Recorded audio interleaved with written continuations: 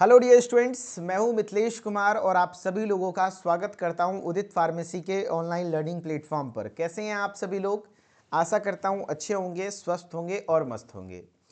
आज के इस लेक्चर में हम लोग फार्माकोलॉजी का चैप्टर नंबर 4 है, drugs acting on central nervous system. इसका लास्ट पार्ट पढ़ने वाले हैं, पार्ट 7, जिसमें कि हम लोग नूट्रोपिक एजेंट्स क्या होते हैं इसके बारे में जानेंगे।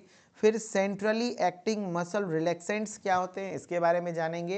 एंड फिर ओपॉइड एनाल्जेसिक्स के बारे में जानेंगे। ठीक है, अगर सिलेबस पे नज़र डालें तो इस चैप्टर में हम लोग अभी तक जनरल एनेस्थेटिक्स पढ़ चुके हैं, हेप्नोटिक्स सेडेटिव्स पढ़ चुके हैं, एंटी कॉन्वल्जेंट ड्रग पढ़ चुके हैं। जो लोग नहीं पढ़े हैं भैया, इसके लेक्चर्स कराया जा चुका है, तो आप लोग देख लीजिएगा।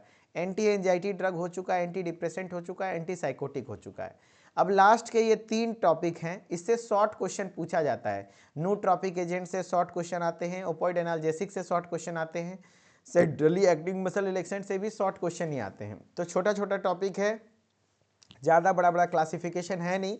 तो कोशिश रहेगी कि एक क्लास में आपको बिल्कुल अच्छे से पढ़ा के समझा के क्वेश्चन वगैरह करा दिया जाए। ठीक है, चलो। तो नूट्रोपिक एजेंट्स, नूट्रोपिक एजेंट्स पता है क्या चीज़ होते हैं? तो ऐसे ड्रग होते हैं जो आपके मेमोरी रिटेंशन यानी याददाश्त को बढ़ाते हैं। याददाश्त है ना, याददाश्त मतलब यादगार होता है ना चीज़ें, याददाश्त को बढ़ाने का काम करता है कौन? नूट्रोपिक एजेंट। इसका ट्रिक है कि अगर नूनू खिलाओगे ना, नूनू खिलाओगे तो क्या होगा? मेमोरी रिटेंशन बढ़ जाएगा। Memory retention, improve memory retention, enhance memory retention, यानी कि मेमोरी पावर को बढ़ाता है। इसका ट्रिक है कि देखो, ई क्या करा रहा है? अपना नूनू खिला रहा है, नया नया नूनू हुआ है। ई तो छोटका कह रहा है कि अरे यार मेरा तो जगह ले लिया ना ये तो रिप्लेस हो गया, इसलिए ये थोड़ा सा गुस्सा है। लेकिन ये दोनों अपना भाई, समझ रहे हो ना भाई, दोनों के मेहनत से, प्यार से, संयोग से, भगवान के आशीर्वाद से ये एक छोटा सा नन्हा मुन्ना सा बच्चा आया है, तो लोग नूनू खिला रहे हैं। नूनू मतलब हम लोग के घर तरफ क्या होता है? नूनू मतलब हमारे तरफ होता है छोटा बच्चा, नूनू। नूनू अगर नूनू खिलाओगे है ना, तो नूनू का मतलब पता है क्या होता है? छोटा बेबी है ना, ओ ले ले ले चोना चोना, है ना। हाँ प्रैक्टिस कर लो, है ना। तो छोटे बच्चे को अगर नूनू को खिलाओगे तो मेमोरी तेज हो जाएगा। क्या हो जाएगा? मेमोरी रिटेंशन बढ़ जाएगा, यानी मेमोरी रिटेंशन इन्हेंस हो जाएगा। ठीक है, तो इसका याद रखने का तरीका है नूट्रोपिक एजेंट्स यानी मेमोरी रिटेंशन इंप्रूव करेगा। क्या कह रहा है देखो भाई, nootropics are a new class of psychotherapeutic agent. Nootropic जो है एक नए क्लास हैं किसका? साइकोथेरेपेटिक एजेंट का। विच फैसिलिटेट लर्निंग, लर्निंग यानी नई चीजें सीखने की power, and enhance memory retention यानी याददाश्त को भी बढ़ा देगा, है ना। हाँ, वेरी गुड, याददाश्त को भी बढ़ा देगा। They prevent the disruption of memory consolidation by hypoxia. जो हाइपोक्सिया की वजह से यानी ऑक्सीजन के लेवल की कम होने की वजह से भी जो मेमोरी कंसोलिडेशन के डिसरप्शन हो जाते हैं, यानी मेमोरी कहीं ना कहीं मेमोरी पर असर पड़ता है, याददाश्त में प्रॉब्लम आ जाती है। ट्रॉमा की वजह से या तो सीजर्स की वजह से, सीजर्स मतलब समझ रहे हो ना, दौरे पड़ना या तो चोट लग जाना या हाइपोग्लाइसीमिया होना, है ना। अदर अलग अलग एवरसाई फैक्टर्स मतलब और भी कुछ जो आपातकालीन स्थिति है उनके अकॉर्डिंग, उनके सिचुएशन में जो मेमोरी रिटेंशन घट जाता है तो उस मेमोरी रिटेंशन को बढ़ाने का काम करता है। ठीक है, अगर हिंदी में पढ़ें तो क्या होता है? नूट्रोपिक एजेंट्स वे दवाएं होती हैं जो स्मृति, स्मृति मतलब है याददाश्त, है ना, याददाश्त। ठीक है, जो स्मृति, सीखने की क्षमता, लर्निंग पावर और मानसिक कार्यों को बेहतर बनाती है। ये दवाएं मानसिक के रक्त प्रवाह और क्या कहते हैं, और चयापचय यानी कि चयापचय यानी मेटाबॉलिज्म, उपापचय इसको कहते हैं, मेटाबॉलिज्म को बढ़ा देता है, मेटाबॉलिज्म को बढ़ा देता है, बढ़ाकर सोचने समझने की क्षमता में सुधार करती है। यानी अभी मुझे गर्मी लगने लग गया गाइस, थोड़ा सा मैं अपना हेयर कंडीशन सही कर लेता हूँ। मेरे पास एक कंघी है, ठीक है, ये कंघी मेरे पास बहुत पुराना है, वो हो गया होगा, और इस कंघी का पूरा दांत झड़ गया, इससे हम यहाँ से पकड़ते हैं। और हम कितनों नया कंघी खरीद लें ना, हमको उस कंघी से प्यार नहीं होता है, हमको इस कंघी से ना फील होता है, अच्छा लगता है, इसीलिए हम यही कंघी यूज़ करते हैं। इसीलिए इसको जज मत कीजिएगा, गरीब आदमी है, ठीक है इससे लगाव है ना, इसीलिए। चलो भाई, नूट्रॉपिक एजेंट्स वे दवाई होती हैं जो स्मृति यानी याददाश्त और सीखने की क्षमता और मानसिक कार्यों को बेहतर बनाने का काम करती है। ठीक है, जैसे मेटाबॉलिज्म को बढ़ाती है ब्रेन में, जिससे कि सोचने और समझने की शक्ति बढ़ती है। इसका काम करने का तरीका क्या है, मैकेनिज्म ऑफ एक्शन क्या है ना, इसका मैकेनिज्म ऑफ एक्शन क्या है, तो some nootropic function as a cerebral protector, है ना, एंड इम्प्रूव सेरिब्रल सर्कुलेशन, यानी आपके ब्रेन का जो हिस्सा है सेरिब्रल, है ना, सेरिब्रम, उसको प्रोटेक्ट करने का काम करता है, एंड सेरिब्रल सर्कुलेशन यानी सेरिब्रम में जो ब्लड सर्कुलेशन है उसको भी इंक्रीज करने का काम करता है ना। ठीक है, very good. Improve cerebral circulation, they में इंप्रूव द ब्रेन मेटाबॉलिज्म, मैंने बताया ना ब्रेन में जो मेटाबॉलिज्म है उसको बढ़ाता है, एंड एनर्जी यूटिलाइजेशन, जो मेटाबॉलिज्म होगा तो क्या होगा, जो ग्लूकोज वहां तक पहुंचा, ऑक्सीजन पहुंचा, वो टूट के एनर्जी बनेगा, तो एनर्जी का यूटिलाइजेशन करता है, जिससे अफेक्ट होता है सेंट्रल न्यूरोट्रांसमीटर्स। ठीक है, यानी इसका काम क्या है नूट्रॉपिक एजेंट का, ये सेरिब्रल को प्रोटेक्ट करता है और वहां पर सर्कुलेशन को बढ़ाता है, और ब्रेन में मेटाबॉलिज्म इंक्रीज करता है, जिससे जो एनर्जी बनता है उस एनर्जी को यूटिलाइज करके आपके सेंट्रल न्यूरोट्रांसमीटर्स जो आपके हैं उनको इंक्रीज करता है। ठीक है, हाँ। अब क्लासिफिकेशन ऑफ नूट्रॉपिक एजेंट्स, इसके अलग अलग टाइप्स हैं, जैसे एक होता है कोलिनर्जिक एक्टिवेटर्स, एक होता है कोलिनर्जिक एक्टिवेटर्स, इसमें आपके कोलिनर्जिक ड्रग्स ही आ रहे हैं, जैसे देख लो आपका टैक्रीन आ गया, रिवास्टिग्मिन आ गया, ग्लूटामाइन आ गया, डोनीपेजिल हो गया, ये सब क्या है कोलिनर्जिक एक्टिवेटर्स है। ठीक है, और याद रखना जो कोलिनर्जिक ड्रग्स होते हैं वो आपकी मेमोरी को इम्प्रूव करते हैं। ठीक है, याद करो अल्जाइमर्स डिजीज में मेमोरी कम हो जा रही थी, तो वहाँ पे कोलिनर्जिक ड्रग मतलब उसके एसिटाइल कोलिन उसके मेमोरी को इम्प्रूव कर रहा था, राइट। तो यहाँ पर कोलिनर्जिक एक्टिवेटर यूज करेंगे, क्योंकि ये चीज़ें इसीलिए नूट्रॉपिक एजेंट्स में आता है कोलिनर्जिक एक्टिवेटर्स, जैसे टैक्रीन, रिवास्टिग्मिन, ग्लूटामाइन, डोनीपेजिल, ये सब है कोलिनर्जिक एक्टिवेटर्स में। ठीक है, हाँ। अब है ग्लूटामेट एंटागोनिस्ट, ग्लूटामेट एंटागोनिस्ट में आपका मेमेंटाइन आता है, क्या आता है मेमेंटाइन आ जाता है, और फिर आपका मिसलेनियस यानी सब मिला जुला पिराक्टेम, पिराक्टेम इज वेरी इंपॉर्टेंट नूट्रॉपिक एजेंट, याद रख लेना पिराक्टेम इज वेरी इंपॉर्टेंट, क्या है नूट्रॉपिक एजेंट, है ना, पायरिटिनॉल, है ना, सिटिकोलिन, जिंको बाइलोबा, डाईहाइड्रो एर्गोटॉक्सिन, ये कुछ ड्रग्स हैं जो कि आपके नूट्रॉपिक एजेंट्स में आते हैं। अब इसके फार्माकोलॉजिकल एक्शन क्या होते हैं, फार्माकोलॉजिकल एक्शन क्या होता है नूट्रॉपिक एजेंट का, तो nootropic improves supply of glucose and oxygen to the brain, यानी ब्रेन तक सर्कुलेशन अच्छा होगा, तो सर्कुलेशन की वजह से ये नूट्रॉपिक एजेंट ब्रेन तक ग्लूकोज और ऑक्सीजन का सप्लाई बढ़ाता है, क्या करता है ब्रेन तक ऑक्सीजन और ग्लूकोज का सप्लाई बढ़ाता है, through they do not act directly by releasing neurotransmitters, ये डायरेक्टली किसी न्यूरोट्रांसमीटर को रिलीज नहीं करवाता है, बल्कि ब्रेन में, है ना, ये क्या करता है ग्लूकोज और ऑक्सीजन के लेवल को इंक्रीज करता है, वहां पे सप्लाई को बढ़ाता है, and they protect the brain tissue from neurotoxicity, जिससे क्या होगा कि जब ग्लूकोज और ऑक्सीजन रहेगा एनर्जी प्रॉपर बनेगी तो ब्रेन में न्यूरोटॉक्सिसिटी नहीं होगा, न्यूरोटॉक्सिसिटी नहीं होगा तो they have a positive effect on nucleic acid synthesis, जिससे वहां पे पॉजिटिव इफेक्ट होगा न्यूक्लिक एसिड सिंथेसिस पर, एंड स्टिमुलेट फॉस्फोलिपिड मेटाबॉलिज्म, इससे फॉस्फोलिपिड मेटाबॉलिज्म स्टिमुलेट होगा, and in neurohumoral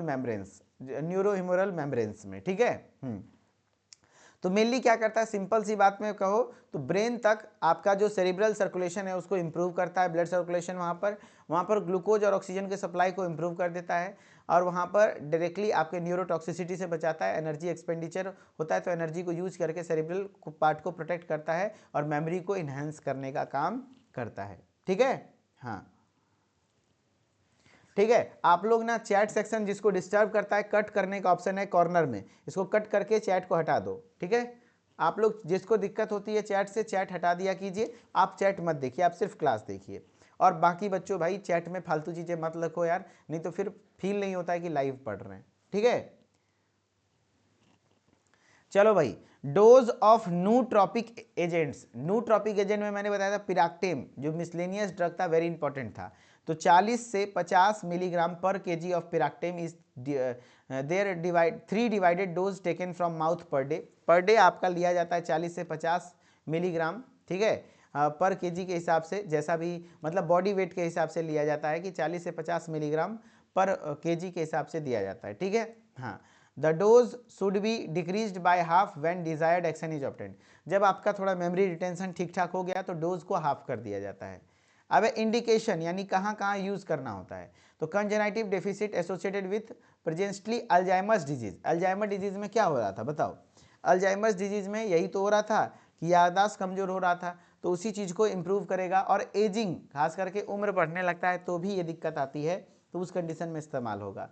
children suffering from learning and attention deficit, कुछ बच्चे हैं जो थोड़ा कम दिमाग के होते हैं, जिसका लर्निंग उतना अच्छा से, सीखने की चाह नहीं उतनी अच्छी है, अटेंशन डेफिसिट, किसी चीज़ पे फोकस नहीं कर पा रहा है, तो वैसे बच्चों को दिया जाता है। Amnesia following cerebral trauma, amnesia यानी शॉर्ट टर्म मेमोरी लॉस हो जाए किसी का, drug abuse including alcoholism, seizures, ये सब चीज़ की वजह से भी अगर उसका एमनीशिया हो गया, मान लो किसी को एमनीशिया हो गया यानी शॉर्ट टर्म मेमोरी लॉस, कुछ चीज़ें भूलता है बार बार, तो सेरिब्रल ट्रॉमा की वजह से, या तो ड्रग एब्यूज जैसे कि मान लो अल्कोहल ज़्यादा ले लिया, या तो दौरे पड़ते हैं उस वजह से एमनीशिया हुआ है, तो उसको भी ठीक करता है। एंड को existing memory deficit, neurological and psychiatric illness, तो पहले से ही किसी को मेमोरी प्रॉब्लम है, साइकेट्रिक प्रॉब्लम है मेमोरी से रिलेटेड, तो उसको भी ठीक करने का काम करता है। कहाँ यूज नहीं करेंगे कॉन्ट्राइंडिकेशन ऑफ नूट्रोपिक एजेंट्स, तो कोई भी ड्रग हो उसमें सबसे अच्छा पहला ऑप्शन आप लिख सकते हो hepatic and severe renal impairment, यानी किसी को पहले से ही हेपेटिक मतलब लीवर और रीनल मतलब किडनी, किडनी और लीवर से संबंधित कोई समस्या है तो उसको यूज नहीं करना है। सेरिब्रल हेमरेज, पहले से ब्रेन में, क्योंकि ये सर्कुलेशन बढ़ाता है, और पहले से किसी को हेमरेज है, सेरिब्रल हेमरेज है, यानी कि ब्रेन में कहीं पे ब्लड लीक कर रहा है, तो उसमें भी नहीं देना है। प्रेगनेंसी सिचुएशन में नहीं देना है, और जब माँ बच्चे को ब्रेस्ट फीडिंग करवाती है, लैक्टेटिंग मदर है, लैक्टेशन के दौरान भी नहीं देना है, ठीक है। चलो, तो अब कुछ क्वेश्चन है, करके दिखाओ। नूट्रोपिक एजेंट्स के क्वेश्चन है। Nootropic drugs are mainly used in the treatment of epilepsy, क्या ये मिर्गी को ट्रीट करता है ना। अच्छा, पिराक्टेम, हाँ बच्चों के अटेंशन डेफिसिट स्टूडेंट को पिराक्टेम दिया जाता है। डिमेंशिया, साइकोसिस या anxiety, nootropic drugs are mainly used in the treatment of, तो एपिलेप्सी यानी मिर्गी होता है नहीं। डिमेंशिया मतलब होता है शॉर्ट टर्म मेमोरी लॉस, यानी एमनीसिया का एक अगला स्टेज है, यानी आप एक यहाँ इवेंट वगैरह भूलने लग जाता है, जैसे पिछले दिन क्या किए थे नहीं किए थे वो सब याद नहीं रहता, तो डिमेंशिया है ना। साइकोसिस और एंजाइटी को भी ट्रीट नहीं करता। नूट्रोपिक एजेंट मेमोरी बढ़ाता है, मेमोरी बढ़ाएगा कब, जिसको याददाश्त का प्रॉब्लम है, जैसे एमनीसिया, डिमेंशिया, अल्जाइमर के पेशेंट को ट्रीट करेगा। नेक्स्ट है, which of the following drug act as a cholinergic activator used as a nootropic agent, इसमें से कोलिनर्जिक एक्टिवेटर कौन सा है जो कि नूट्रोपिक एजेंट के तौर पर होता है। मेमेंटाइन, पिराक्टेम, डोनीपेजिल, जिंको बाइलोबा, तो मेमेंटाइन, पिराक्टेम ये दोनों तो मिसलेनियस में था, जिंको बाइलोबा भी मिसलेनियस में था, तो डोनीपेजिल, देखो क्लासिफिकेशन से सवाल है, तो यहाँ पे जो डोनीपेजिल है, टेक्रीन है, रिवास्टिगमिन है, ग्लूटामाइन है, ये कोलिनर्जिक एक्टिवेटर्स हैं। बाकी पिराक्टेम, मेमेंटाइन तो ग्लूटामेट एंटागोनिस्ट है ना, पायरिटॉल, ये सब चीज़ें, जिंको बाइलोबा मिसलेनियस में आता है, तो यहाँ पे आंसर क्या हो जाएगा, डोनीपेजिल, ठीक है, सी, बहुत बढ़िया। Nootropic agents are drug that improve, क्या इंप्रूव करता है nootropic agent, motor activity, memory and learning, sleep या फिर पेन रिलीफ, बताओ भाई किस चीज को इंप्रूव करता है नूट्रोपिक एजेंट्स।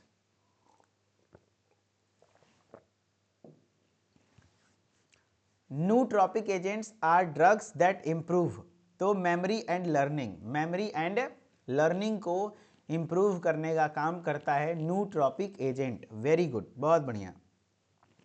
नेक्स्ट है, what is the primary function of nootropics, nootropics का प्राइमरी फंक्शन क्या है, ट्रीटिंग साइकोसिस, facilitating learning and enhancing memory retention, induce sedation and sleep, या रिड्यूसिंग एंजाइटी, क्या एंजाइटी कम करना, नो, क्या सेडेशन और स्लीप कॉज करना, नहीं, ये फैसिलिटेट करता है लर्निंग और मेमोरी इनहेंस, मेमोरी रिटेंशन को इनहेंस करने में मदद करता है। Which of the following is classified under miscellaneous nootropics, इसमें से कौन सा मिसलेनियस है, तो आपका डोनीपेजिल तो भाई कोलिनर्जिक एक्टिवेटर है, ग्लूटामाइन भी आपका, गैलेंटामाइन भी आपका, ये देखो गैलेंटामाइन भी मेरे ख्याल से, गैलेंटामाइन भी आपका कोलिनर्जिक एक्टिवेटर्स है ना, कोलिनर्जिक एक्टिवेटर है। टेक्रीन भी कोलिनर्जिक एक्टिवेटर है। पिराक्टेम एक मिसलेनियस है, तो आंसर हो जाएगा है ना पिराक्टेम, है ना पिराक्टेम। तो आंसर हो जाएगा ये मिसलेनियस है, ठीक है। चलो भाई, न्यूट्रॉपिक एजेंट किसको किसको समझ में आ गया एक बार कमेंट में दिल बता देना। सीधी तौर पर बात है भाई, न्यूट्रॉपिक एजेंट कुछ नहीं है, ये आपके मेमोरी रिटेंशन को इन्हेंस करने का काम करता है, लर्निंग सीखने की इच्छा को बढ़ाता है, ठीक है। हाँ चलो, अब इसके बारे में थोड़ा थोड़ा पढ़ लिए हम लोग। अब नेक्स्ट है सेंट्रली एक्टिंग मसल रिलैक्सेंट्स। देखो भाई, मसल को रिलैक्स करना है और सीएनएस पे काम करके, है ना। सेंट्रली एक्टिंग मसल रिलैक्सेंट्स के बारे में हम लोग यहाँ पे स्टडी करने वाले हैं। Centrally acting muscle relaxants are a group of drugs that act in central nervous system. CNS पे काम करेगा to mitigate tension and spasm of skeletal muscle, यानी आपके जो स्केलेटल मसल में खिंचाव है या स्पाजम है उसको कम करने के लिए यूज किया जाता है। कैसे ये काम करता है, तो आपके सीधे सीएनएस पे काम करके काम करता है। केंद्रीय रूप से कार्य करने वाली मांसपेशियां शिथिलक, जैसे कि सेंट्रली एक्टिंग मसल रिलैक्सेंट्स ऐसे औषधियां होती हैं जो केंद्रीय तंत्रिका तंत्र यानी सेंट्रल नर्वस सिस्टम पर कार्य करके मांसपेशियों की ऐंठन, मसल स्पाज्म पर कम करती है और मांसपेशियों की शिथिल यानी रिलैक्स करने का काम करती है। यानी सेंट्रली एक्टिंग मसल रिलैक्सेंट्स नहीं, पैरासीटामोल नहीं है भाई, पिरेक्टेम अलग चीज़ है, ठीक है। हाँ, वो न्यूट्रॉपिक एजेंट है, वो एंटीपायरेटिक है पैरासीटामोल।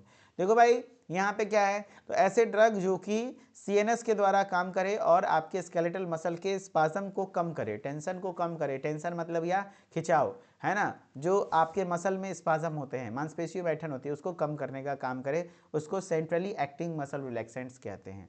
वही चीज़ें लिखा हुआ है, देखो, centrally acting muscle relaxants, the centrally acting muscle relaxant relief symptom of muscular stiffness.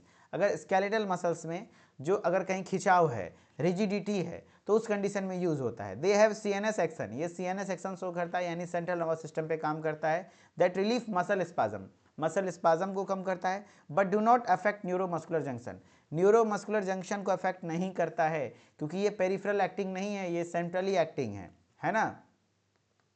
अब इसके अलग अलग टाइप्स हैं, क्या क्या, सबसे पहले मेफेंसिन कंजेनर्स, जिसमें मेफेंसिन ये आपका है, कैरिस्प्रोडोल प्रोडोल आ जाता है, क्लोरजोक्साजोन आ जाता है ना, मेजानोन आ जाता है, कार्बामोल आ जाता है। ये सब मेफेंसिन कंजेनर्स हैं जो कि आपके किसके हैं, मेफेंसिन कंजेनर्स सेंट्रली एक्टिंग मसल रिलैक्सेंट्स के, है ना।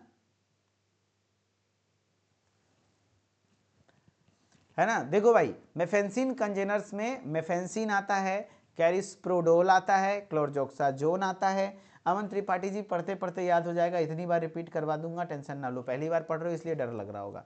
मेफेंसिन आता है, कैरिस्प्रोडोल आता है, क्लोरजोक्साजोन आता है, क्या कहते हैं, क्लोरमेनाजोन आता है, मेजानोन आता है, एंड मिथोकार्बामोल आता है। एंड बेंजोडाइजापाइंस में डाइजीपाम और अदर आता है। गाबा मिमेटिक्स में बैक्लोफेन आ जाता है, एंड सेंट्रली अल्फा 2 एगोनिस्ट में टिजानिडीन आ जाता है। तो इंपॉर्टेंट कौन कौन सा है भाई, सेंट्रली एक्टिंग मसल रिलैक्सेंट्स, क्लोरजोक्साजोन, है ना, क्लोरजोक्साजोन, कैरिस्प्रोडोल, है ना, मेफेंसिन, ये कुछ ड्रग्स हैं जो कि वेरी इंपॉर्टेंट हैं। डाइजीपाम जो कि बेंजोडाइजापाइन क्लास का ड्रग है ना, बैक्लोफेन जो गाबा मिमेटिक्स है ना, टिजानिडीन जो सेंट्रली अल्फा 2 एगोनिस्ट है, जो कि आपके मसल्स को रिलैक्स करने का काम करता है सीएनएस पे काम करके, ठीक है। इसके मैकेनिज्म ऑफ एक्शन क्या होते हैं, तो centrally acting muscle relaxants act via the following mechanism. जो बेंजोडाइजापाइंस है, अलग अलग कैटेगरी का ड्रग अलग अलग तरीके से काम करेगा, तो बेंजोडाइजापाइंस का मैकेनिज्म ऑफ एक्शन तो मेरे ख्याल से काफ़ी बार पढ़ चुके हैं। ये किस रिसेप्टर के द्वारा काम करता है, तो ये GABA A receptor, benzodiazepines binds to GABA A receptor जो ligand gated chloride ion channel receptor है, enhance GABA transmission, GABA A receptor से बाइंड करेगा जिससे कि गाबा ट्रांसमिशन बढ़ जाएगा, and this agent cause GABA A receptor activation, ये GABA A receptor को एक्टिवेट करेगा। और आपको पता है जैसे ही गाबा ए रिसेप्टर एक्टिवेट होगा कि आपका क्लोराइड कंडक्टेंस, यानी कि chloride conductance to alter calcium ion influx, है ना, यानी कि कैल्शियम आयन जो आ रहा है, कैल्शियम आता है तो इससे कॉन्ट्रैक्शन होता है, इसको चेंज करता है, और यहाँ से क्लोराइड आयन को रिलीज करेगा, सॉरी एंटर कराएगा, जिससे मसल रिलैक्स होगा। ठीक है, हाँ, इंक्रीज करता है क्लोरीन को, देखो क्लोराइड को इंक्रीज करेगा और कैल्शियम इन्फ्लक्स को एल्टर करेगा, चेंज करेगा किसको, कैल्शियम को, क्योंकि कैल्शियम के एंट्री से कॉन्ट्रैक्ट होता है, कैल्शियम को बाहर करने का काम करेगा, क्लोराइड को अंदर करेगा। वेयर एज गाबा भी इंक्रीजेज आयन कंडक्शन। ठीक है, हाँ, ये क्लोराइड आयन के कंडक्टेंस को बढ़ा देगा। ठीक है, हाँ, अब देखो इसके फार्माकोलॉजिकल एक्शन क्या होते हैं सेंट्रली मसल रिलैक्सेंट्स के। जो वॉलंटरी मसल है यानी जो हमारे कंट्रोल में मसल्स होते हैं, centrally acting muscle one relaxants, जो मसल रिलैक्सेंट्स होते हैं, cause depression of the CNS, ये सीएनएस को डिप्रेस करता है, resulting in relaxation of centrally voluntary muscle, यानी जो भी आपके वॉलंटरी मसल है वो रिलैक्स हो जाते हैं क्योंकि सीएनएस डिप्रेस हो जाता है। ठीक है, हाँ, ठीक है। अब है CVS, These agents show satisfactory cardiovascular performance even at dose higher than the dose। अगर डोज से ज़्यादा दे देंगे फिर भी देखने को मिला है कि कार्डियोवास्कुलर डिप्रेशन देखने को नहीं मिलता है, ठीक ठाक एक्शन शो करता है। दैट कॉज रेस्पिरेटरी डिप्रेशन, लेकिन हाँ रेस्पिरेटरी डिप्रेशन कॉज करता है। बट एट टॉक्सिक डोज, अगर ज़्यादा डोज दे दोगे, टॉक्सिक डोज दे दोगे तो रिकवरी करना पेशेंट के लिए थोड़ा सा दिक्कत आ सकता है, रीनल फेल्योर यानी किडनी फेल्योर जैसे सिचुएशन देखने को मिल सकते हैं। सीएनएस पर क्या एक्शन शो करता है, तो बेंजोडाइजापाइन एक्ट करता है डायरेक्टली सीएनएस पर, जहां पर ये इनहेंस कर देता है रिस्पांस गाबा ए का, जिससे कि थोड़ा सीएनएस डिप्रेस हो जाएगा। सीएनएस क्या हो जाएगा, डिप्रेस हो जाएगा। सोनू भारती जी साइकोटिक का बता दीजिए, non pharmacological management of psychotic बता दीजिए। ओके, लास्ट क्लास में, क्लास के लास्ट में मैं बता दूंगा। ठीक है, इंडिकेशन नॉन फार्माकोलॉजिकल मैनेजमेंट में भाई योगा करो, मेडिटेशन करो, फिजिकल वर्क करो, एक्सरसाइज करो, मेडिटेट करो, स्ट्रेस मत लो, यही सब है नॉन फार्माकोलॉजिकल मैनेजमेंट, है ना, सीएनएस से जुड़े बीमारियों का। इसका यूज़ कब करते हैं, तो एक्यूट मसल स्पाजम, जब बहुत ज़्यादा मसल्स में स्पाजम हो जाता है तो उस कंडीशन में। एंजाइटी एंड टेंशन, बहुत ज़्यादा एंजाइटी टेंशन हो जाए तब। Electroconvulsive therapy, therapy for depression, depression की थेरेपी जो होती है उसको हम लोग कहते हैं इलेक्ट्रोकन्वर्जिव, तो वहाँ पर इस्तेमाल होता है। And tetanus, most commonly diazepam is infused IV, यानी कि टेटनस के कंडीशन में बॉडी पूरी तरीके से आर्क जैसा शेप ले लेता है, अकड़ जाता है, तो उस कंडीशन में आईवी इन्फ्यूजन दिया जाता है डाइजीपाम का। ठीक है, हाँ। Contraindication of central active, कहाँ यूज नहीं करना है, सेंट्रल मसल रिलैक्सेंट्स, तो centrally acting muscle relaxants are contraindicated in severe hepatic and renal dysfunction. किसी में भी लिख सकते हैं कि भाई सेंट्रली एक्टिंग मसल रिलैक्सेंट्स कहाँ पे नहीं देंगे, तो सीवियर हेपेटिक यानी लीवर वाले प्रॉब्लम में और रीनल यानी किडनी वाले प्रॉब्लम में नहीं देंगे। They should not be used in the alcohol and other CNS depressants, alcohol के साथ नहीं दे सकते हैं, monoamine oxidase inhibitors and antihistamines, यानी कि there should not used with alcohol and CNS depressant, यानी अल्कोहल के साथ ये चीज़ें नहीं दे सकते हैं। अगर कोई पेशेंट सीएनएस डिप्रेसेंट का दवा खा रहा है तो अल्कोहल लेना बंद करना पड़ेगा। ठीक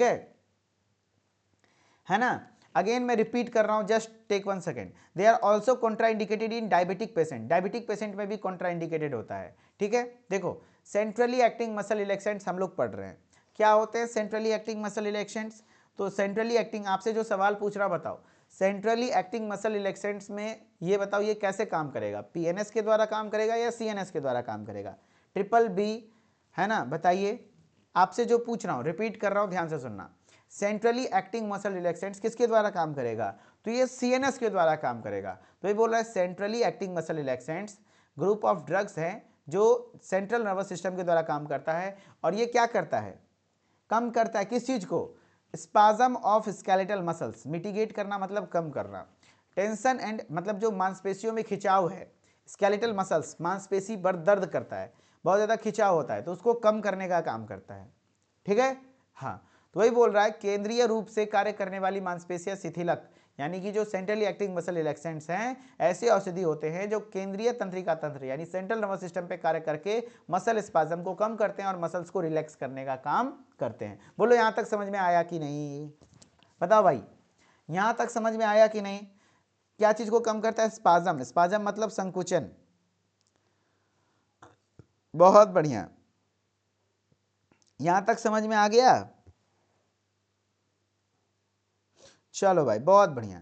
अब नेक्स्ट है आपका, नेक्स्ट स्लाइड में वही चीजें लिखी हुई है, देखो वही चीजें अंग्रेजी में, सेंट्रली एक्टिंग मसल रिलैक्सेंट्स जो होते हैं ये कैसे काम करता है, सीएनएस एक्शन के द्वारा काम करता है। एंड मस्क्यूलर स्टीफनेस, मांसपेशी में जो खिंचाव, रिजिडिटी, अकड़न आ जाता है, मसल स्पाज्म को रिलीफ करने का काम करता है। और ये न्यूरोमस्कुलर जंक्शन के द्वारा नहीं करता है, ये सीधा सीएनएस पर काम करता है। अब इसके टाइप्स हैं, अलग अलग तरीके के सेंट्रली एक्टिंग मसल रिलैक्सेंट्स हैं, मेनली 4 प्रकार के। कौन कौन से, मेफेंसिन कंजेनाइनर्स, बताओ, है ना। एक बच्चा है, कौन है जो कि इतना लंबा कमेंट किया है, रुक जाओ एक सेकेंड। ओरी भाई साहब, ओरी ओरी बाबा, कौन है, चाहत ठाकुर, आप जाओ यार, सो जाओ यार, आपको ज़्यादा नींद आ रही है ना। चलो ध्यान से सुनना, समझ में आ रहा है, बताओ। सेंट्रली एक्टिंग मसल रिलैक्सेंट्स क्या काम करेगा, सेंट्रली एक्टिंग मसल रिलैक्सेंट्स आपके सीएनएस पे काम करके आपके स्केलेटल मसल के स्पाज्म को कम करेगा, ठीक है। हाँ, मेफेंसिन कंजेनाइनर्स, जिसमें आपके कौन कौन से ड्रग्स आते हैं, मेफेंसिन, कैरिस्प्रोडोल एंड क्लोरजोक्साजोन, ठीक है। हाँ, बेंजोडाइजापाइन में डाइजीपाम आते हैं, गाबा मिमेटिक्स में baclofen and centrally alpha 2 agonist में टिजानिडीन। आपको मैकेनिज्म ऑफ एक्शन में खास करके किसका पढ़ना है हम लोगों को, बेंजोडाइजापाइंस का। बेंजोडाइजापाइन कैसे काम करता है बताओ,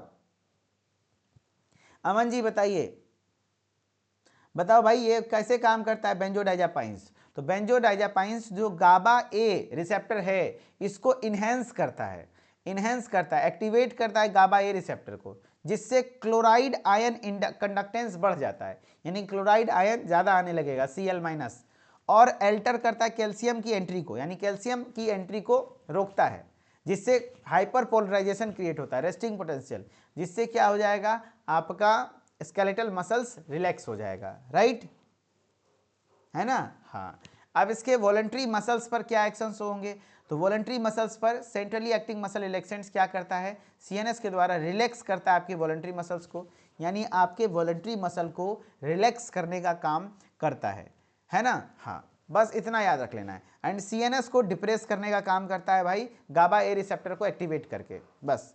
अब कहाँ यूज करते हैं, कहाँ यूज करते हैं बताओ भाई, कहाँ यूज करते हैं, तो एक्यूट मसल स्पाज्म, यानी मांसपेशी के खिंचाव में इस्तेमाल होता है। एंजाइटी एंड टेंशन, बहुत ज़्यादा टेंशन हो जाए, घबराहट हो जाए, तो उस कंडीशन में यूज होता है। इलेक्ट्रोकन्वल्जिव थेरेपी, ये देखो डिप्रेशन के लिए दिया जाता है, ये थेरेपी होता है, इस तरीके से माथा उथा में लगा के कुछ शॉक वगैरह दिया जाता है, इलेक्ट्रोकन्वल्जिव थेरेपी में भी यूज होता है। टेटनस, टेटनस में पता है ना, बॉडी पूरी तरीके से जकड़ जाता है, मांसपेशी में बहुत ज़्यादा दर्द होता है, आर्क जैसा बॉडी बन जाता है, तो उस कंडीशन में डाइजीपाम, जो कि एक सेंट्रली एक्टिंग मसल रिलैक्सेंट है, आईवी इन्फ्यूजन दिया जाता है, यानी आईवी फ्लूइड में मिला करके इन्फ्यूज कराया जाता है, ठीक है। समझ में आया है, बताओ भाई, अब समझ में आया, अब समझ में आया तो थोड़ा सा पढ़ लो, देन फिर हम लोग क्वेश्चन करेंगे। समझ में आया तो कमेंट में एक बार दिल बना देना भाई, तब आगे बढ़ता हूं, ठीक है। अगर सर से बाहर हो रहा है तो वो भी बताओ भाई, तो क्लास के नेक्स्ट क्लास में एक छोटा सा टॉपिक बच जाएगा, ओपॉइड एनाल्जेसिक, उसको पढ़ेंगे। क्लियर है, बहुत बढ़िया। चलो तो कंप्लीट करा जाए, 15 मिनट और टाइम दो, अच्छे से पढ़ लोगे। ओपॉइड एनाल्जेसिक्स, ओपॉइड एनाल्जेसिक्स क्या होते हैं, ठीक है। ओपॉइड एनाल्जेसिक्स क्या होता है, तो ओपॉइड्स ऐसे सब्सटेंस होते हैं जो ओपॉइड रिसेप्टर पर काम करते हैं, ठीक है। देखो, ओपॉइड एनाल्जेसिक का मतलब तो आपके दर्द पेन किलर, लेकिन ये नॉर्मल पेन किलर नहीं है। एक होता है एनासिड वाला, डाइक्लोफेनेक, पैरासीटामोल, एस्पिरिन, आइबुप्रोफेन, वो एक एनासिड कैटेगरी का पेन किलर है, ये ओपॉइड है। वो सीएनएस पर काम नहीं करता है, वो आपके ब्रेन पर एक्शन नहीं शो करता है। ओपॉइड एनाल्जेसिक सीधा सीएनएस को डिप्रेस करके आपको दर्द का राहत दिलाता है, जैसे मॉर्फिन, ये ओपॉइड एनाल्जेसिक है ना। इसका लत लगने का चांस रहता है, ओपॉइड एनाल्जेसिक का लत लग जाता है लोगों को, ठीक है। हाँ भाई, आज ही पढ़ेंगे, जिसको पढ़ना है पढ़े, नहीं तो फिर छुट्टी ले जाए भाई, किसी को ज़बरदस्ती नहीं पकड़ा जा रहा है। थोड़ा सा टॉपिक है, छोटा सा टॉपिक है, पढ़ लो। कह रहा ओपॉइड्स आर सब्सटेंस, एकदम आराम से पढ़ते हैं। ओपॉइड्स ऐसे सब्सटेंस हैं जो एक्ट करते हैं ओपॉइड रिसेप्टर पर to produce morphine like effect. Morphine मतलब होता है अफीम, जैसे मॉर्फिन, कोडीन, है ना, ये सब चीज़ें हैं, हेरोइन, ये सब ड्रग्स टाइप की चीज़ें होती हैं, एकदम सीएनएस को डिप्रेस कर देता है। Medically they are primarily used for pain relief and including anaesthesia, anaesthesia देने के लिए भी यूज करते हैं, एनेस्थीसिया देने के लिए भी यूज करते हैं। यानी ओपॉइड्स ऐसे पदार्थ होते हैं जो ओपॉइड रिसेप्टर पर कार्य करते हैं, मॉर्फिन जैसे प्रभाव उत्पन्न करते हैं। चिकित्सा में इनका उपयोग मुख्य रूप से दर्द निवारण, पेन रिलीफ या तो बेहोशी, एनेस्थीसिया में किया जाता है। जैसे ओपॉइड एनाल्जेसिक्स, तो ओपियम, ओपॉइड एनाल्जेसिक्स के एग्जाम्पल क्या क्या है? मॉर्फिन, कोडीन, थिएबिन, पेपरवेरिन, क्या कहते हैं, नोजकैपिन, ये सब ड्रग है। ठीक है, तो देखो भाई ओपॉइड एनाल्जेसिक्स हमें ओपियम, ओपियम मतलब अफीम जो होता है ना, अफीम, ओपियम का प्लांट है ये, देखो ओपियम, पॉपी प्लांट इसको कहते हैं, इससे आपने पढ़ा होगा, हाँ, इस पर एडिक्शन लग जाता है। ओपियम इज ओपियम से प्राप्त होता है, opium is a dark brown resinous material. ये जो पॉपी प्लांट है ना, देखो प्लांट का नाम है पेपेवर सेमनीफेरम, पेपेवर सेमनीफेरम से जो लेटेक्स निकलता है, इससे ब्लू ब्राउन कलर का आपको निकलता है, देखो लेटेक्स निकल रहा है ना, वो है ओपियम। तो ये बोल रहा है डार्क ब्राउन रेजिनस मटेरियल होता है, obtain from the Poppy capsule, Poppy capsule इसको कहते हैं, ये देखो कैप्सूल है, from the plant पेपेवर somniferum, पेपेवर somniferum से प्राप्त होता है। किस प्लांट से? पेपेवर। मॉर्फिन कहाँ से एक्सट्रैक्ट होता है? तो यही ओपियम प्लांट से। इट कंसिस्ट ऑफ अल्कलॉइड्स, इसमें अल्कलॉइड होते हैं जैसे कि मॉर्फिन, कोडीन, थिएबिन, पेपरवेरिन, नोजकैपिन। जैसे देखो एल्जेसिया मतलब होता है पेन, एनाल्जेसिक मतलब होता है drug that relieves the pain, जो पेन रिलीफ करे। अब जैसे क्लासिफिकेशन ऑफ ओपॉइड्स, कितने टाइप्स के ओपॉइड्स होते हैं? जैसे नेचुरल, तो नेचुरल में आपका होता है मॉर्फिन, कोडीन, थिएबिन। क्या क्या बताओ, नेचुरल में क्या क्या आता है? 3 टाइप के ओपॉइड एनाल्जेसिक होते हैं। नेचुरल, नेचुरल जो कि डायरेक्टली प्लांट से प्राप्त हो, जैसे ओपियम के प्लांट से प्राप्त हो जाएगा। क्या क्या है बताओ भाई?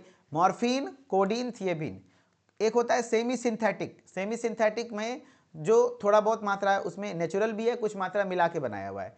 ऐसे मॉर्फिन के, जैसे derivative of morphine, derivative, derivative of morphine पता है ना, मॉर्फिन का डेरिवेटिव, मॉर्फिन से ही थोड़ा उसमें सिंथेटिकली चीज़ें ऐड करके क्या बनाई जाती है? तो heroin, heroin, heroin is much more powerful than morphine, morphine से लगभग 5 गुना ज़्यादा पावरफुल होता है ना। हाँ, जैसे ऑक्सीमॉर्फोन, हाइड्रोमॉर्फोन, ये सब सेमी सिंथेटिक हो गया। यानी नेचुरल में क्या क्या है? Morphine, codeine, थिएबिन।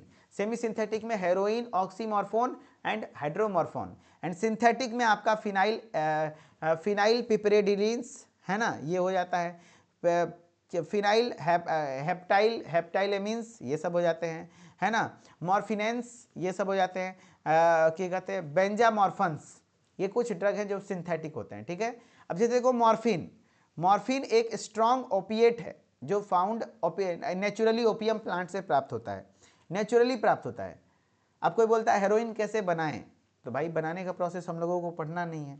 ठीक है, बस 10 मिनट का समय दो, खत्म हो जाएगा टॉपिक। मॉर्फिन एक स्ट्रॉन्ग ओपिएट है जो नेचुरली ओपियम से प्राप्त होता है, डार्क ब्राउन रेजिन पॉपीज नाम के प्लांट से। It mainly used as a pain medication. इसके काम करने का तरीका क्या होता है? तो जो ओपॉइड रिसेप्टर है वो बॉडी में हमारे 3 प्रकार के, ब्रेन में 3 प्रकार का होता है ना, म्यू, डेल्टा और कप्पा। देखो भाई, है ना, ओपॉइड रिसेप्टर कितने प्रकार के होते हैं?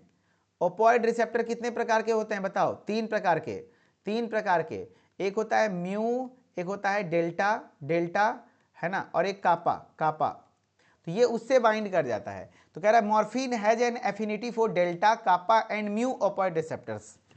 ओपॉइड रिसेप्टर के 3 टाइप्स होते हैं, कौन कौन सा? डेल्टा, है ना, डेल्टा, कापा, म्यू। तो ये तीनों रिसेप्टर के प्रति एफिनिटी है, यानी रिसेप्टर से बाइंड करेगा। And this drug produces most of its analgesic effect by binding to the mu receptor. ज्यादातर ये म्यू रिसेप्टर से बाइंड करके क्या करता है? सीएनएस को डिप्रेस कर देता है with in the central nervous system and peripheral nervous system. ध्यान रखना, ज्यादातर ये सीएनएस के द्वारा काम करता है, म्यू रिसेप्टर के द्वारा। अब इसके फार्माकोलॉजिकल एक्शन ऑन सीएनएस क्या शो करेगा? It produce analgesic, sedation, sedation मतलब है रिलैक्स, है ना, रिलैक्स।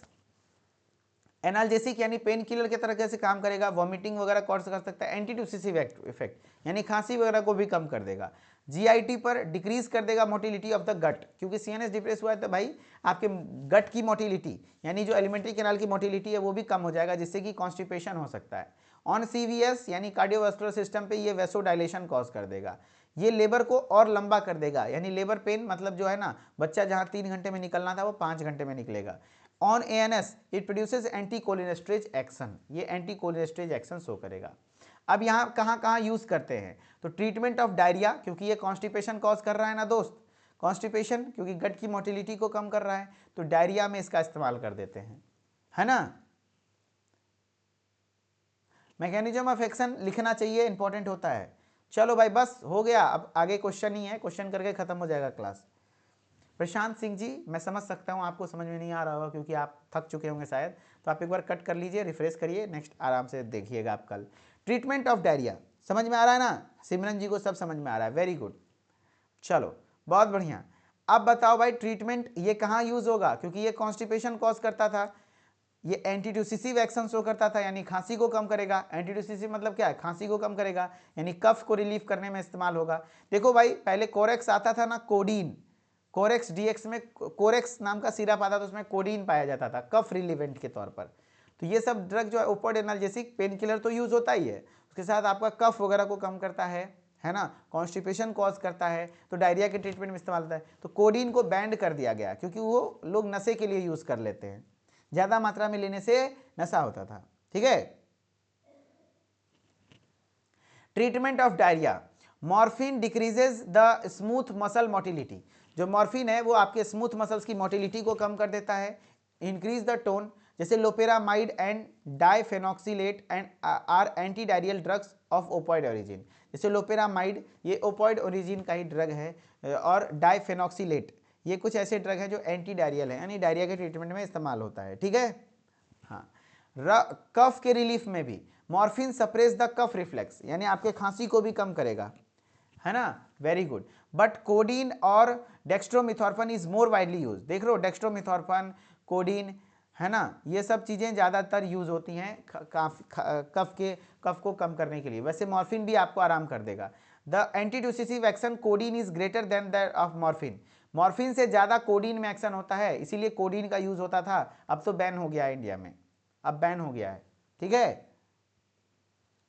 चलो बहुत बढ़िया। Anaesthesia and pre anaesthesia, morphine sulphate is dose 8 से 12 मिलीग्राम इंट्रामस्कुलरली एफिशिएंट है, ये आपका एनेस्थीसिया भी दे देता है।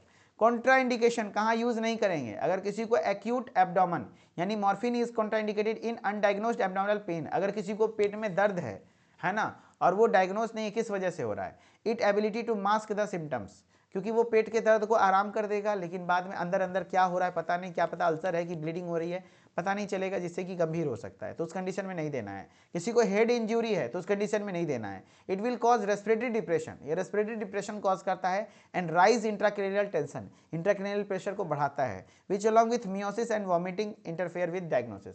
ब्रोंकियल अस्थमा के पेशेंट को भी नहीं देना है, क्योंकि एग्रीवेट ब्रोंकियल स्पाज्म, ये ब्रोंकियो को स्पाज्म करता है, और अस्थमा में पेशेंट का पहले से ही कॉन्ट्रैक्शन होता है और कॉन्ट्रैक्ट कर देगा, तो जिससे कि दिक्कत आएगी। क्रोनिक लंग डिजीज, किसी को भी रेस्पिरेटरी सिस्टम से दिक्कत है तो नहीं देना है, ठीक है। चलो स्वाहा। अब कुछ क्वेश्चन करके देखिए, ठीक है।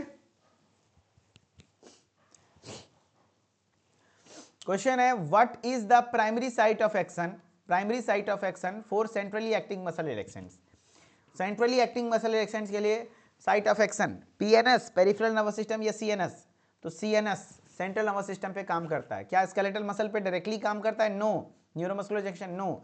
सीएनएस पे काम करता है दोस्त, सीएनएस पे काम करता है। What is the main function of centrally acting muscle relaxants? Centrally acting muscle relaxants का मेन काम क्या है? इंक्रीज मसल टोन, क्या मसल के टोन को कॉन्ट्रैक्शन को बढ़ा देता है? नहीं। Increase muscle contraction? No. Reduce tension and spasm in muscle skeletal muscles? Yes. Skeletal muscles में स्पाज्म और टेंशन को कम करने का काम करता है, यानी खिंचाव को कम करने का काम करता है, ठीक है। वेरी गुड, बहुत बढ़िया, लाजवाब, ठीक है। चलो भाई नेक्स्ट है आपका क्वेश्चन, स्क्रीन पर है। Which class of centrally acting muscle relaxants does diazepam belongs to? कौन सा क्लास, डाइजीपाम किस क्लास के सेंट्रली एक्टिंग मसल रिलैक्सेंट से बिलोंग करता है? गाबा मिमेटिक्स, या बेंजोडाइजापाइन, या तो सल्फा सेंट्रल अल्फा 2 एगोनिस्ट, या मेफेंसिन कंजेनर्स? तो याद रखना डाइजीपाम बेंजोडाइजापाइंस, बेंजोडाइजापाइंस कैटेगरी से। वेरी गुड आंसर भी है। Which opioid is semi synthetic opioid? मैंने बताया था, देखो नेचुरल कौन कौन सा होता था? नेचुरल याद रख लो, नेचुरल में था मॉर्फिन, मॉर्फिन, कोडीन, है ना, codeine, thebaine, thebaine, right. And semi synthetic में था हेरोइन, हेरोइन, ठीक है। ये देखो कोडीन, मॉर्फिन, एड्रोफिन, ये सब नहीं होगा। Heroin is the semi synthetic, semi synthetic heroin, heroin ज़्यादा पावरफुल होता है मॉर्फिन से। Fentanyl belongs to which class of opioids? Fentanyl किस क्लास के से बिलोंग करता है? Natural opioids, semi synthetic opioids, synthetic या तो एंडोजिनस। तो ओपॉइड्स में हमने बताया फेंटानिल, देख रहे हो सिंथेटिक होता है, यहाँ देखो क्लासिफिकेशन में बताया ये देखो फेंटानिल है, सिंथेटिक है, फेंटानिल सिंथेटिक होता है, ठीक है, सिंथेटिक होता है, ये सिंथेटिक होता है फेंटानिल। नेक्स्ट है diazepam produces muscle relaxation acting on. Diazepam muscle relaxation cause करता है किस पर काम करके? तो ये गाबा ए रिसेप्टर पे काम करके, गाबा ए रिसेप्टर पर काम करके। Very good. What is the primary mechanism of action of opioids? Opioids का प्राइमरी मैकेनिज्म ऑफ एक्शन क्या है? Inhibiting acetyl choline receptors, blocking dopamine receptors, acting on opioid receptor, या स्टिमुलेटिंग हिस्टामिन रिलीज? तो answer very good, बहुत बढ़िया। तो opioids का काम, ओपॉइड एनाल्जेसिक का काम ओपॉइड रिसेप्टर म्यू, कप्पा और डेल्टा रिसेप्टर के द्वारा होता है। बहुत बढ़िया। नेक्स्ट है which of the following is the main medical use of opioids? Main medical use क्या है ओपॉइड्स का? Treating bacterial infection? नहीं, एंटीबायोटिक का होता है। Relieving pain, lowering blood pressure या रिड्यूसिंग कोलेस्ट्रॉल लेवल? तो आंसर हो जाएगा relieving pain, relieving pain, pain को रिलीव करता है। Which of the following is the natural opioid? इसमें से कौन सा देखो भाई सवाल आते हैं यहाँ से, ठीक है, जो लोग इग्नोर करके निकल लिए भाई उनको प्रणाम, ठीक है। Which of the following is natural opioid? मैंने अपना एनर्जी डाउन नहीं किया, मैं लगातार बना रहा हूँ, गले में दर्द है फिर भी। चलो भाई, विच of the following is natural opioid? Methadone, heroin, morphine, fentanyl? तो नेचुरल में तो मॉर्फिन। वेरी गुड, बहुत बढ़िया। चलो भाई, तो फाइनली आज का क्लास खत्म होता है। एंड आज के क्लास में हम लोग क्या क्या पढ़े तो एक बार थोड़ा रिपीट करते हैं। मैंने पढ़ाया आपको सबसे पहले नूट्रॉपिक एजेंट्स। क्या होते हैं नूट्रॉपिक एजेंट्स? तो नूट्रॉपिक एजेंट्स ये आपके मेमोरी रिटेंशन को बढ़ाता है, इनहेंस करता है। उसके बाद हमने क्या पढ़ा? सेंट्रली एक्टिंग मसल रिलैक्सेंट्स, जो कि सीएनएस के द्वारा आपके स्केलेटल मसल के स्पैज्म को रिलैक्स करने का काम करता है, कम करने का काम करता है, वो होता है centrally acting muscle relaxants. Opioid analgesics, ऐसे एनाल्जेसिक्स होते हैं जो ओपॉइड्स होते हैं, वो मेनली आपके ओपॉइड रिसेप्टर के द्वारा काम करके मॉर्फिन जैसे इफेक्ट को शो करते हैं, पेन रिलीफ करते हैं, है ना। एनेस्थीसिया में भी यूज होता है। जैसे ओपियम नाम के प्लांट है, उससे आपका एल्कलॉइड, मॉर्फिन, कोडीन, थिएबिन, पेपरवेरिन, नोसाकेपिन जैसी चीजें इस्तेमाल होती हैं। ओपॉइड्स के क्लासिफिकेशन को याद रखिएगा, जैसे मॉर्फिन, कोडीन, थिएबिन नेचुरल है, सेमी सिंथेटिक में हेरोइन, ऑक्सीमॉर्फोन, हाइड्रोमॉर्फोन सेमी सिंथेटिक है, बाकी जो भी बच्चा सिंथेटिक में आ जाता है, ठीक है। चलो, एंड फिर क्वेश्चन किए एंड यहाँ से आपका चैप्टर खत्म हो जाता है। चलिए ठीक है, चलिए बहुत बहुत धन्यवाद, शुक्रिया इतना देर तक समय देने के लिए, इसके लिए शुक्रिया। एंड उम्मीद करता हूँ आपको ये तीनों टॉपिक क्लियर हुआ होगा। एंड कमेंट में जरूर बता सकते हैं कैसा रहा topic. And thank you so much. Mithilesh sir official Instagram ID के द्वारा आप हमारे साथ जुड़े रहिए ताकि हर एक अपडेट आपको टाइम टू टाइम मिलता रहे। ओके, चलिए बहुत बहुत धन्यवाद, शुक्रिया।